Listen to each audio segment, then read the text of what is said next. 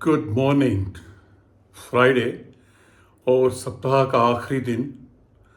कल आपने देखा निफ्टी 222 पॉइंट नीचे गिरकर बंद हुआ।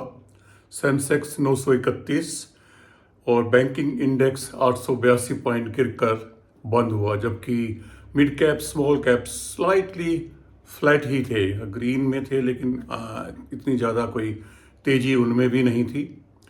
क्रूड बढ़ता रहा, अभी भी बढ़ रहा है, लेकिन 100 से नीचे है, ये खुशकिस्मती है अभी तक।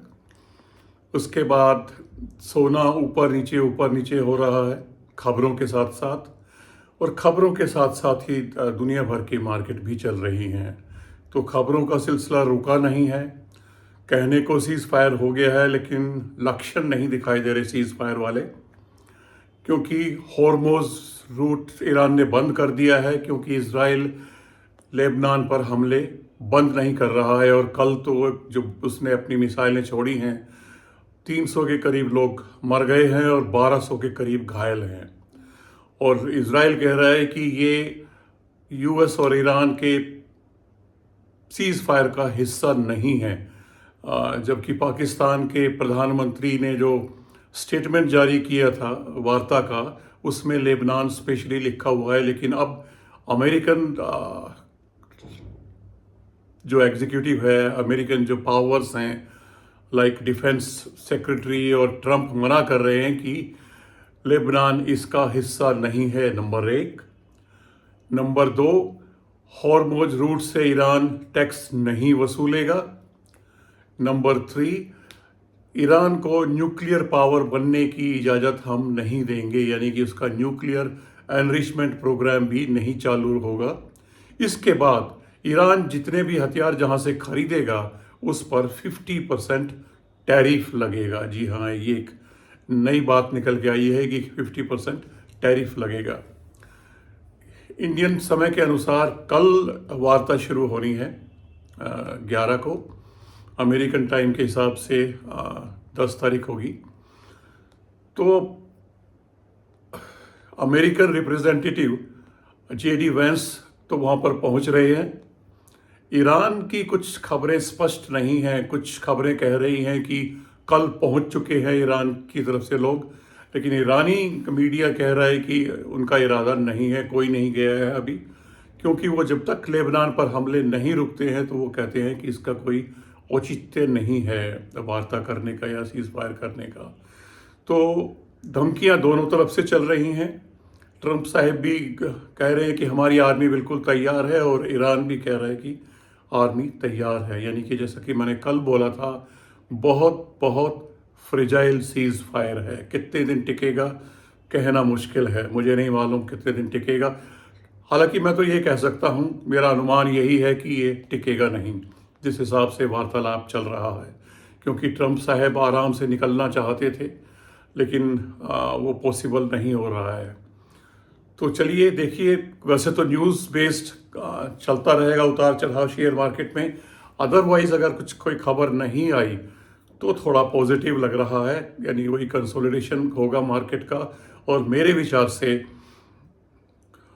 स्टैगर्ड सेलिंग का टाइम बाजार आपको दे रहा है। जी हाँ, स्टैगर्ड सेलिंग यानी प्रॉफिट बुकिंग। मैंने कल लगभग 1,70,000 के शेयर्स बेचे, आज भी बेचूंगा और इकट्ठा करूंगा पैसे को, जब वापस वहीं पर आ जाए जहां पर था। अगर भगवान करे ना हो ऐसा, पर लग रहा है कि लड़ाई शुरू होगी दोबारा से, ख़त्म नहीं हुई है, तो इसलिए पैसा हाथ में होना चाहिए। ज़्यादातर मैंने अडानी के शेयर्स बेचे हैं, क्योंकि अडानी शेयर्स में बहुत ज़्यादा मूवमेंट थी। जैसे Adani port, Adani energy, Adani enterprises, 3 ही बेचे हैं शायद, और 1-2 और बेचे हैं जहां पर मुझे लग रहा था कि हाँ, इनको दोबारा से लिया जा सकता है नीचे के दाम में, फ्लक्चुएशन काफ़ी है। तो इस हिसाब से मैंने थोड़ा सा प्रॉफिट बुक किया, आज भी करूँगा। इसके बाद आते हैं रिजल्ट्स। अब निर्धारित करेंगे, अगर युद्ध विराम हो भी जाता है तो रिजल्ट्स निर्धारित करेंगे कि मार्केट किधर जाएगा। टीसीएस के रिजल्ट्स आए, टीसीएस के रिजल्ट्स एक्सपेक्टेशन के हिसाब से थे, बहुत अच्छे तो नहीं थे पर एज एक्सपेक्टेड वो आए हैं, क्योंकि आईटी में आजकल थोड़ा सा एआई की वजह से थोड़ा धमाल मचा हुआ है। लेकिन टीसीएस जैसी कंपनी फिर भी पोर्टफोलियो में मेरे विचार से रखने के लायक है। और आईटी में और भी कुछ है, परसिस्टेंट सिस्टम जैसी कंपनियां, केपीआईटी जैसी कंपनियां, एलटीआई माइंडट्री जैसी कंपनियां जो कंसिडर की जा सकती हैं अपने पोर्टफोलियो में रखने के लिए। लेकिन अगर आप लंबे टाइम तक इनको रखना चाहते हैं, लंबे का मतलब 10-15 साल नहीं है, लंबे का मतलब कम से कम 5 साल है मेरा, तो ध्यान रखिएगा, ये हो सकता है। और मौके मिलेंगे आपको, क्योंकि फार्मा और एफएमसीजी ये भी थोड़ा कम चल रहा है। यहाँ पर भी मौके आप तलाश सकते हैं जहाँ आपको नज़र आता है कि यहाँ पर खरीदारी हो सकती है। एफएमसीजी भी काफ़ी वीक चल रहा है, वहाँ पर भी मौके तलाशे जा सकते हैं। बाकी मैं लिस्ट बना रहा हूँ और मंडे वाले वीडियो में आपको कम से कम 5-6 स्टॉक्स में निकाल के लाऊंगा, जो उनमें से कुछ तो आपके लिए हो सकता है बिल्कुल नए हों और कुछ पुराने हों। तो देखना चाहता हूँ मैं कि आज मार्केट किस रूट पे चलता है, प्लस वीकेंड तक ये बात होती है कि नहीं होती, यानी कल बात होती है कि नहीं होती है, और होती है तो कितनी सेटिस्फैक्ट्री होती है मार्केट के लिए, ईरान और अमेरिका के लिए। ईरान अमेरिका नहीं, अब तो ये दुनिया की मार्केट बन गई है, क्योंकि यूरोपियन मार्केट ज़्यादातर रेड में थी। यूरोप अमेरिका से कट रहा है, ईरान के साथ समझौता कर रहा है। ऑस्ट्रेलिया, न्यूजीलैंड भी ईरान के साथ बात करने में लगे हुए हैं। नाटो से अमेरिका बाहर निकलना चाहता है, और देखते हैं किस तरीके से नया फेरबदल होके नई जियोपॉलिटिकल सिचुएशन सामने आने वाली है। तो थोड़ा सा अलर्ट रहिए, वेट एंड वॉच कीजिए। सेलेक्टिव स्टॉक्स में अगर बाइंग के मौके मिलते हैं तो कीजिए, लेकिन सेलेक्टिव स्टॉक्स में जहां आपको अच्छा मुनाफा हो रहा है, स्टैगर्ड प्रॉफिट बुकिंग भी करते रहिए। ये बहुत ज़रूरी है आजकल की मार्केट में। मैंने बार बार कहता हूँ, ये पुरानी मार्केट नहीं है जहाँ पर 20-30 साल तक आप रखे रहो और प्रॉफिट बन जाएगा, कोई गारंटी नहीं है। अब हर साल सिचुएशन बदल रही है, कंपनियों की डोमिनेंस बदल रही है, नई नई टेक्नोलॉजीज आ रही हैं, नए नए आयाम खुल रहे हैं मार्केट में। तो इसलिए मार्केट अपना रुख बदलता जा रहा है, तो थोड़ा सा एहतियात रखिए। लेकिन कुछ चीज़ें ऐसी हैं जैसे कंज्यूमर ड्यूरेबल चीज़ें ऐसी हैं जो हमेशा चलेंगी, चाहे वो थोड़ा महंगी हो जाए तो भी चलेंगी और ना हो तो भी चलेंगी, क्योंकि उसके बिना सर्वाइवल नहीं है। हाउसिंग मार्केट, रियल्टी मार्केट चलेगी, क्योंकि हाउसिंग तो चाहिए, घर सबको चाहिए, उन पे ध्यान रखा जा सकता है। जैसे कि गोदरेज इंडस्ट्रीज़ के रिजल्ट्स थोड़ा अपडेट अच्छा आया है, तो आज गोदरेज इंडस्ट्री में हरकत देखने को मिल सकती है। मुझे याद आया कि गोदरेज को कल मैंने शायद 1700 में कुछ प्रॉफिट बुक किया है, क्योंकि वो 1400 के आसपास का खरीदा हुआ था अभी 15 दिन पहले। अगर उसके बाद गिरेगा तो मैं और खरीदूंगा, और आज बढ़ेगा तो थोड़ा बहुत और निकालूंगा।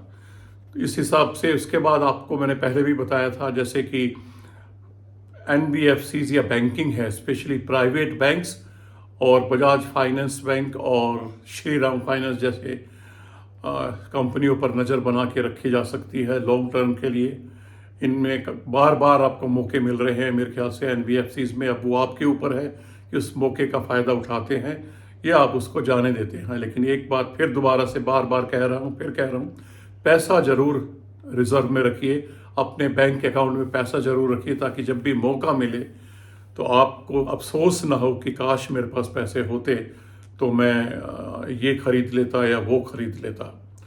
तो ध्यान रखिएगा, आईटी में आज हरकत हो सकती है, क्योंकि टीसीएस का रिजल्ट्स कोई निराशाजनक नहीं है, तो आईटी में हरकत रहेगी।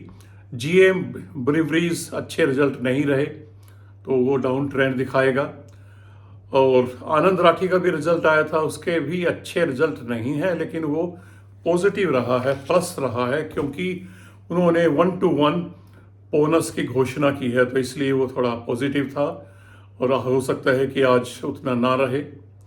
और विप्रो में भी हरकत हो सकती है, क्योंकि कंपनी 16 अप्रैल को बाई बैक पर विचार करने के लिए मिल रही है। ये शायद इस कंपनी का तीसरा बाई बैक है और कितने बोनस दे दिए इन्होंने, शायद 13 या 14 बार ये बोनस दे चुके हैं। तो मेरे पास विप्रो नहीं है, ना मैं कोई खरीदारी की सलाह दे रहा हूँ, मैं तो सिर्फ सूचना दे रहा हूँ आपको कि 16 तारीख को वो बाईबैक के लिए कंपनी बिडिंग करेगी। आज इतना ही, फिर हम बात करेंगे सोमवार को। 2 दिन देखते हैं ये सीज फायर सफल होता है या किस दिशा में जाता है।